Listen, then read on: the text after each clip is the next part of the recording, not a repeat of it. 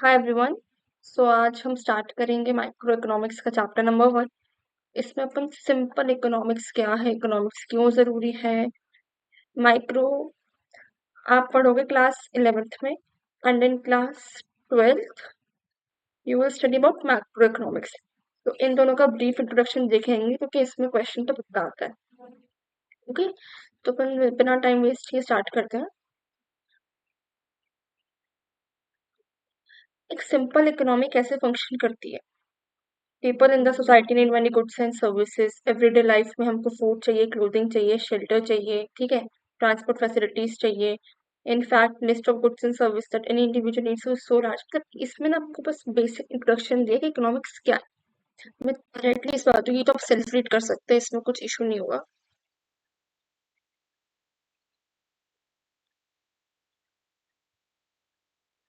अगर मैं एक चीज की बात करूं,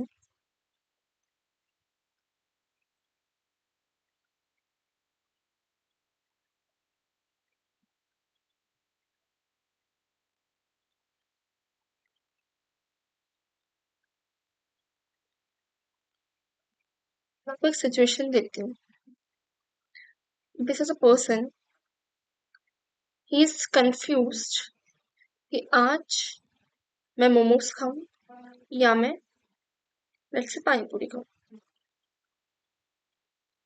he is having rupees 100 in his hand. तो एक मोमो की प्लेट भी आ रही है 100 की, और लेट से पानी पूरी भी आ रही है 100 की। तो क्या हो गया, इसके पास चॉइसेस दो है, रिसोर्स एक ही है, नोट एक ही है, 100 का है, 100 एक ही नोट है, क्या है, चॉइस तो है। तो अभी क्या हो गया, कंफ्यूज हो गया कि क्या खाना है, 100 की पानी पूरी खानी कि 100 के मोमोज खाने। And this is the problem we face in our economy. क्यों? अब इसको मोमोज के एंगल से इसको थोड़ा बड़े एंगल पे सोचो। गवर्नमेंट के पास बहुत सारा पैसा इकट्ठा हो गया, वो कहाँ पैसे खर्च करे कि वो सिविल गुड्स बनाए, कैपिटल गुड्स बनाए, क्या प्रोड्यूस करना है, किसके लिए करना है। So this is the problem our economy faces. क्यों? क्योंकि हमारी क्या है, अनलिमिटेड वांट्स। हमको मोमो भी खाना है, हमको पानी पूरी भी खानी है, फिर हमको डेजर्ट भी खाना है, हमको सब खाने। हमारे पास जो रिसोर्स है, जो पैसे हैं, नॉट ओनली पैसे बट जो हमारे पास रिसोर्सेस है। रिसोर्सेस क्या होते हैं? एनीथिंग जो हमारी वांट्स को सेटिस्फाई करे। अगर मुझे अभी प्यास लग रही है तो मेरे लिए पानी क्या होगा, रिसोर्स होगा। अगर मुझे गोलगप्पे खाना है तो पैसा क्या है, रिसोर्स है। सो एनीथिंग जो हमारी वांट्स को सेटिस्फाई करे वो क्या हुआ, रिसोर्स हुआ। और रिसोर्स अपनी इकोनॉमी में कैसे है, लिमिटेड है। रिसोर्स लिमिटेड है, लेकिन हमारे जो वांट्स है, इंसान की चाह क्या होती है, अनलिमिटेड होती है। ये भी चाहिए, वो भी चाहिए, हमको सब चाहिए। इकोनॉमिक्स में हमको सब चाहिए, ठीक है।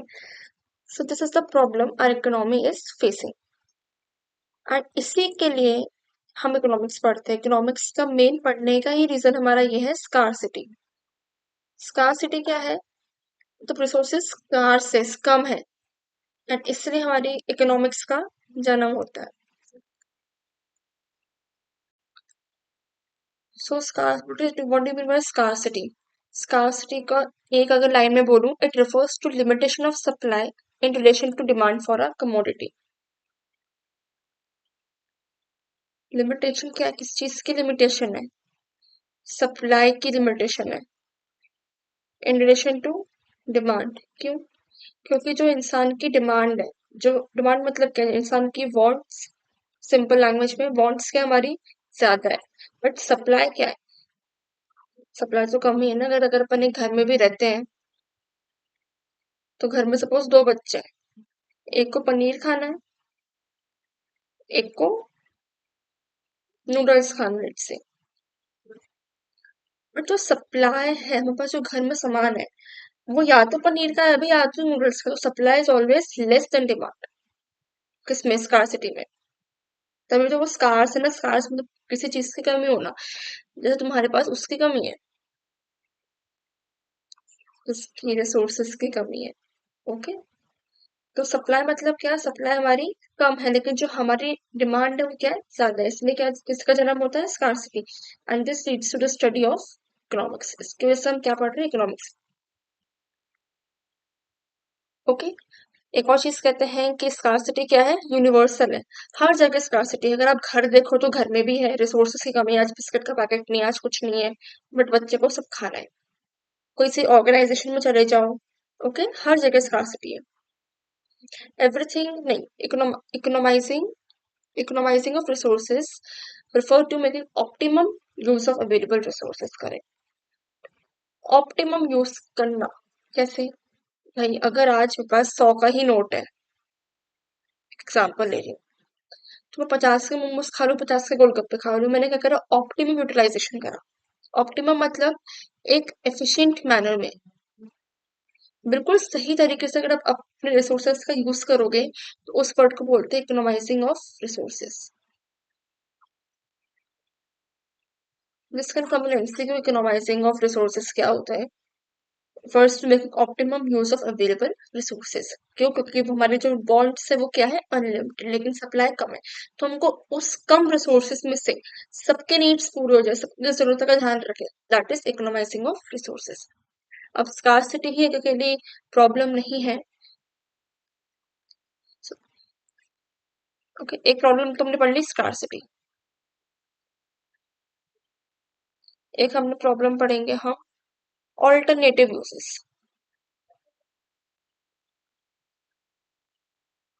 जो रिसोर्सेस है, पहली बात तो वो कम है, ठीक है, 100 का नोट ही है, तो 100 के नोट के भी दो यूज हो रहा है, या तो मैं मोमोज खा सकती हूँ या तो मैं पानी पूरी खा सकती हूँ।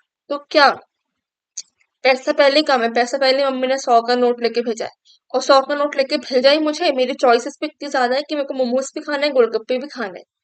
एक 100 के नोट को या तो मोमोज में यूज करो या तो पानी पूरी में यूज करो, है ना। तो resources also having alternative uses. अगर अपन पेट्रोल की बात करें, पेट्रोल कम है, पेट्रोल सिर्फ गाड़ी में नहीं डलेगा, स्कूटर है तो स्कूटी में डाल लो, गाड़ी है तो गाड़ी में डाल लो, मशीन चल रही है, कोई ऑयल डल रहा है, उसमें भी अपन को पेट्रोल की जरूरत है, फाइन। तो उसका क्या हुआ, ऑल्टरनेटिव यूज हुआ।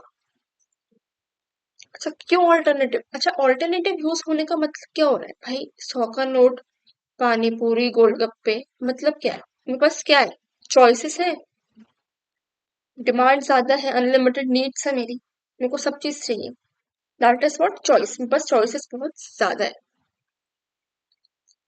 अब हम पढ़ेंगे, and this is the economic problem we are facing right now. Economic problem is nothing, it is the problem of choice,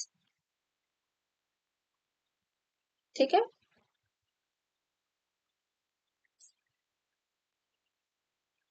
जैसे आपको चॉइस करने में दिक्कत होती है ना, दो तो चीजें पसंद आ जाती है, तुम लोग पर्सनल ले लेते हो वैसे, fine. Economic problem is a problem of choice involving satisfaction of unlimited wants out of limited resources having alternative uses.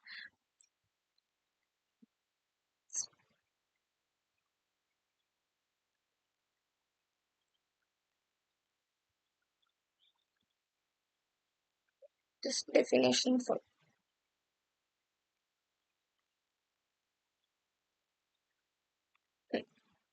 पढ़ो इसको एक बार। Economic problem is the problem of choice. क्यों चॉइस? चॉइस क्यों हमारे पास, क्यों? क्योंकि हमारे पास क्या, हमारी क्या है, अनलिमिटेड वांट्स है, involving satisfaction of unlimited wants out of limited resources. 100 का नोट एक ही है, अनलिमिटेड वांट्स से गोलगप्पे भी खाने, पानी पूरी भी खानी है, हैविंग ऑल्टरनेटिव यूजेस, फाइन। हर एक रिसोर्सेज का ऑल्टरनेटिव यूज, 100 के नोट सिर्फ मोमोज और पानी पूरी पे ही नहीं है ना दुनिया सीमित, पेट्रोल का एग्जाम्पल लो, कहाँ कहाँ यूज होता है, ठीक है। डेफिनेशन मैं कहूंगी एज इट इज, याद कर लो ना तो सही रहेगा। इकोनॉमिक प्रॉब्लम क्या है? Economic problem is nothing but is the problem of choice. क्यों? क्योंकि हमारे जो वांट्स हैं वो अनलिमिटेड है, सप्लाई लिमिटेड है, और रिसोर्सेज के क्या है, ऑल्टरनेटिव यूजेस है। इसमें बेस्ट एग्जांपल आपका पेट्रोल का ही है, कहाँ कहाँ यूज हो रहा है वो, right? हम पढ़ेंगे कि इकोनॉमिक प्रॉब्लम तो समझ लिया, अब इसके रीजंस क्या है। क्यों? क्योंकि रिसोर्सेज क्या है, कम है। इसी में से डेफिनेशन में से ही वर्ड्स पिक करो और वो बनाओ, पॉइंट्स बनाओ। Scarcity of resources, unlimited human wants. Scarcity of resources है, अनलिमिटेड ह्यूमन वांट्स है, और रिसोर्सेस क्या है, लिमिटेड है। फिर लिमिटेड रिसोर्सेस से क्या आ गया आपका, स्कार्सिटी आ गया।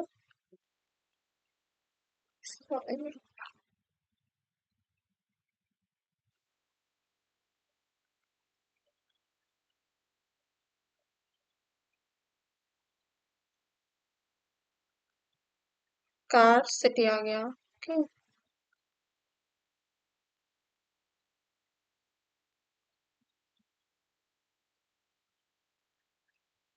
Involving satisfaction of unlimited human wants.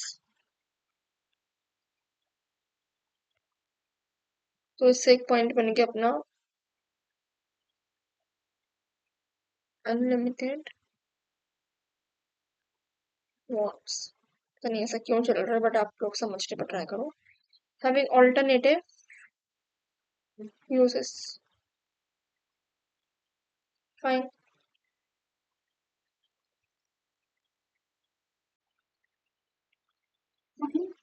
तो इससे अपन ने 3 पॉइंट्स निकाले इस डेफिनेशन में से। First one is scarcity. वापस समझाना है क्या? स्कार्सिटी इज नथिंग, पहले आप तो ये लिख दो कि स्कार्सिटी होती क्या है, डेफिनेशन लिख दी क्या, कि limitation in relation to demand and economy can not produce all people want. Of course अगर आज घर की भी बात लो तो मम्मी हर चीज तो नहीं बना सकती ना, 5-6 जन रहते हैं अगर एक फैमिली में, सबको पसंद पसंद का खाना तो नहीं बन सकता, क्यों? क्योंकि रिसोर्सेज स्कार्स है and she also has some limitation. So आपकी हर वांट्स की सेटिस्फेक्शन नहीं हो पाएगी। अगर रिसोर्सेस बहुत एक्सेस में होते, पहली बात तो इसका जन्म ही नहीं होता इकोनॉमिक्स का, ठीक है। अनलिमिटेड ह्यूमन वांट्स है, ह्यूमन वांट्स कभी खत्म होने नहीं वाली, अगर एक चीज खत्म हो दूसरी चीज चाहिए, दूसरी सेटिस्फाई तो अपन को तीसरी चाहिए, fine. Human wants also different priorities. अगर आज मेरे लिए सपोज एक एप्पल खाना इंपॉर्टेंट है, हो सकता है सामने वाले के लिए मोमोज खाना इंपॉर्टेंट, ठीक है। तो प्रायोरिटीज तो सबकी अलग अलग हो सकती है, मेरे लिए कुछ चीज इंपॉर्टेंट होगी और शायद से आपके लिए इंपॉर्टेंट ना हो। ऑल्टरनेटिव यूजेस, तो ये 3 चीजें ही हैं इसकी वजह से इकोनॉमिक्स का जन्म होता है, एंड यही रीजन बनते हैं इकोनॉमिक प्रॉब्लम्स।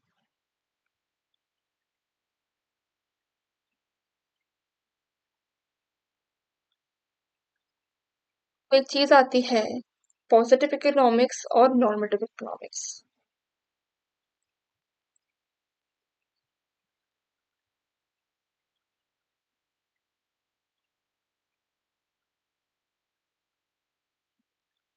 ठीक है, पॉजिटिव इकोनॉमिक्स का मतलब क्या होता है?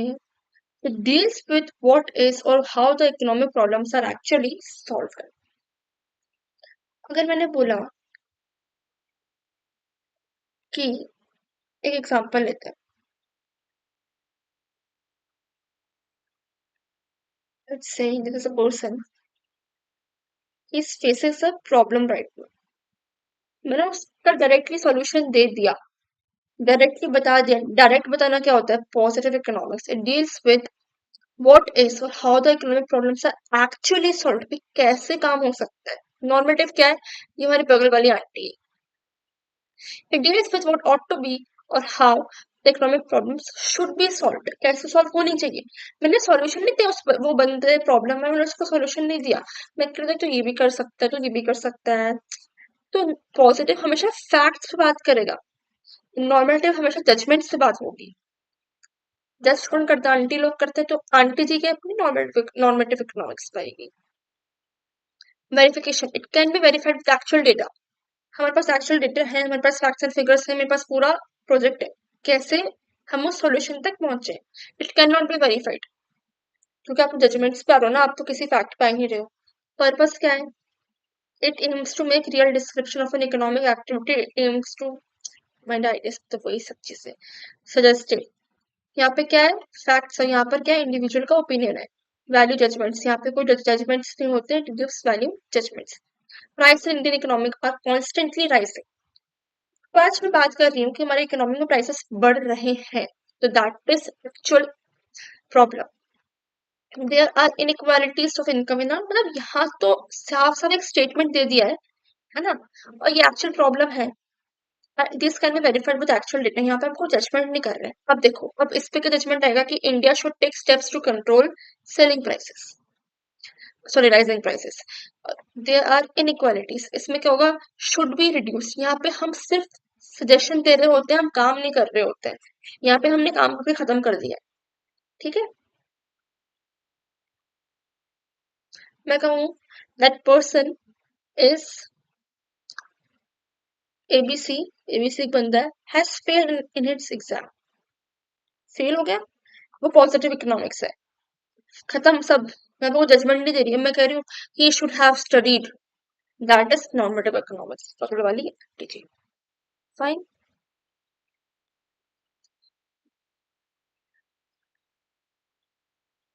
अब हम आएंगे मैक्रो और माइक्रो इकोनॉमिक्स के बीच में डिफरेंस क्या होता है।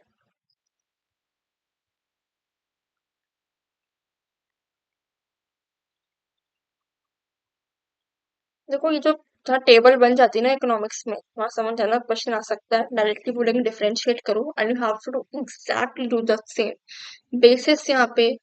ठीक है, बेसिस लिखना बहुत जरूरी है, बीट और अकाउंट्स का पेपर, बिजनेस का पेपर, और हाँ ये क्या इकोनॉमिक्स का पेपर। देखो माइक्रो और macro, in micro the word I it stands for individual, and in macro A it stands for aggregate। Individual मतलब हर एक चीज की बात करें, एग्रीगेट मतलब हम पूरे इकोनॉमी एज अ होल की बात करेंगे। Which studies the behaviour of individual units. भाई अगर मैं आज एक मार्केट की बात करती हूँ, मतलब इतने पूरी कंट्री में लेट्स से 10 मार्केट्स है, 10 मार्केट्स में से मैं सिर्फ एक मार्केट की बात कर रही हूँ, दैट इज माइक्रो इकोनॉमिक्स। अगर मैं पूरे सबको साथ में लेकर चल रही हूँ, that is macro. Which studies the behaviour of aggregate economics as a whole, हम सबको साथ साथ लेकर चलते हैं। Tools can demand and supply. इसमें क्या aggregate demand and aggregate supply.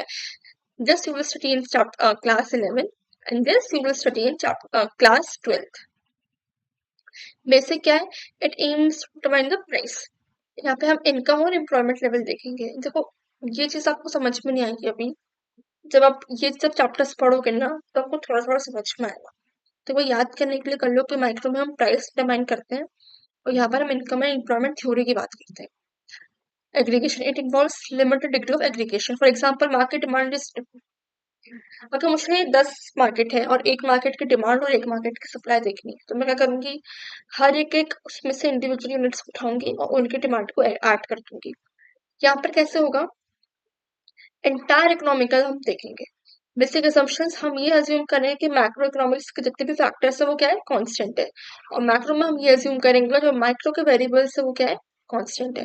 Other name पे एमसीक्यू आ सकता है, नोन एज प्राइस थ्योरी की, क्योंकि माइक्रो से आप प्राइस डिफाइन करोगे, and this is known as income and employment theory. क्यों, क्योंकि यहाँ पर आपका टूल बेसिक ऑब्जेक्टिव ही है कि आपको इनकम और employment level of the economy देखना है। Example individual income, individual output, and here national income, national output. Let's cover one more cheese, one more topic, just known as central problems of an economy। ठीक है,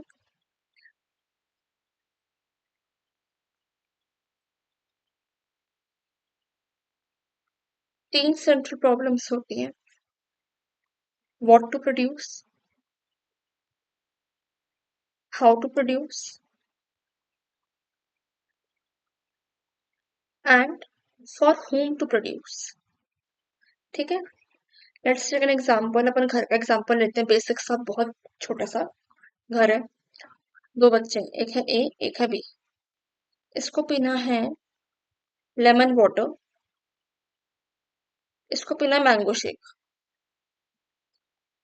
ठीक है, lemon water बनाने के लिए हमको क्या चाहिए, लेमन चाहिए, मैंगो शेक बनाने के लिए हमको क्या चाहिए, मैंगोस चाहिए। व्हाट टू प्रोड्यूस, अब मम्मी क्या बोलेगी, क्या बनाओ, खाने में आज क्या बनाओ, या तो आज पीने में नींबू पानी बनेगा या तो आज मैंगो शेक बनेगा, एक ही चीज बनेगी क्योंकि रिसोर्सेस क्या है, लिमिटेड है। What to produce, first problem तो अपनी यही सॉल्व हो जाएगी।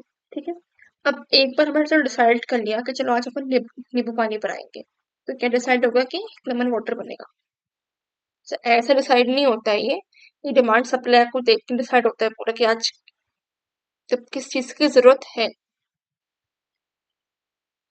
And in what quantity it is produce, भी 4 ग्लास बनाए कि 2 ही ग्लास बनाने हैं, ठीक है। Next thing is how to produce, कैसे बनाए। अब नींबू पानी कैसे बना सकते हैं, या तो मैं उसका एक पूरी मशीन में बना लूँ नींबू छील बील के बस, या तो मैं मैनुअली बना लूँ। मैनुअली कैसे, एक वो होता है ना जूसर होता है उसमें से ऐसे करके कुछ बनाते हैं, तो या तो मशीन से बनाऊँ या तो मैनुअली बनाऊँ। फिर डिसाइड कर ले कि आज हम मैनुअली बनाएंगे। फॉर होम टू प्रोड्यूस, अब भाई 2 बच्चे थे, इन दोनों में से ना किसके लिए बनाना, ये नींबू लेके नहीं आया, ये नींबू लेके आ गया, तो भाई मुझे एक के लिए बना रही। एग्जाम्पल ले रही हूँ, एक नींबू पानी वाली एग्जाम्पल लो, तो आपको समझ में आएगा, ये 3 वर्ड्स याद हो जाएंगे। व्हाट टू प्रोड्यूस, बनाना तो बनाना है, किस क्वालिटी में बनाना है। हाउ टू प्रोड्यूस, 2 मेथड होता है, या तो आप लेबर्स एम्प्लॉय करो, या तो आप मशीन से बनाओ। अगर आप मशीन से बनाओगे तो आपकी कॉस्ट कम आएगी, बट अगर आप लेबर से बनाओगे तो क्या होगा, अगर सरकार कुछ इससे एक बिल्डिंग बनानी है उनको, एंड अगर उन्हें बिल्डिंग छोड़ो रोड बना रही है, वो लेबर्स एम्प्लॉय करेगी तो एम्प्लॉयमेंट बढ़ेगा तो लोगों की इनकम बढ़ेगी, परचेसिंग पावर बढ़ेगी, ठीक है। तो 2 प्रॉब्लम होती है, लेबर यूज करें कि मशीन यूज करें। मशीन यूज करेंगे तो कॉस्ट कम आएगी, लेबर यूज करेंगे तो एम्प्लॉयमेंट तो बढ़ेगा बट अपनी कॉस्ट भी बढ़ेगी। For whom to produce, rich section है पुअर सेक्शन है, किसके लिए बनाए, किसको उसकी नीड है, ठीक है।